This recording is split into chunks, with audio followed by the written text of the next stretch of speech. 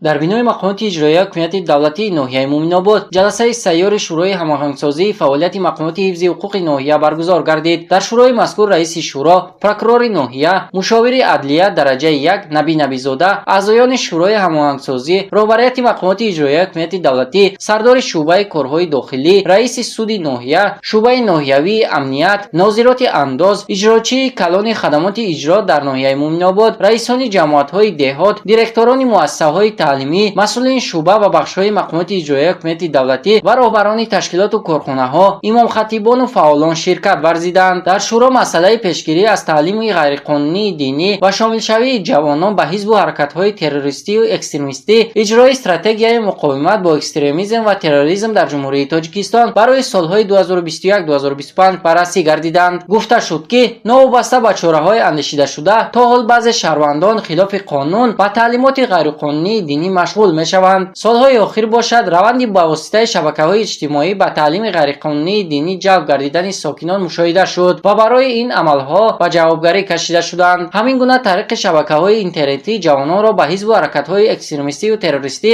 ҷалб менамоянд. Масъалаи дигар ин маблағгузории ташкилот ва ҳизбу ҳаракатҳои террористию экстремистӣ мебошад. Аксари шаҳрвандон аз рӯи нофаҳмӣ ба ин ҳизбу ҳаракатҳо ба воситаи телефонҳои мобилӣ ва ҳамёнҳои мобилӣ маблағ равон мекунанд, вале надонистани қонун ҷавобгариро истисно намекунад ва дар ҳолати ошкор гардидани чунин ҳолатҳо ин шаҳрвандон ба ҷавобгарии ҷиноятӣ кашида мешавад. Илова гардид, ки зимни санҷишҳо дар корхонаи ташкилот дар самти иҷрои стратегияи давлатӣ муқовимат бо экстремизм ва терроризм дар Ҷумҳурии Тоҷикистон барои солҳои 2021-2025 як қатор камбудиҳо ошкор гардиданд, ки барои бартараф намудани камбудиҳо ба мутасаддиён корҳои фаҳмондиҳӣ гузарониданд.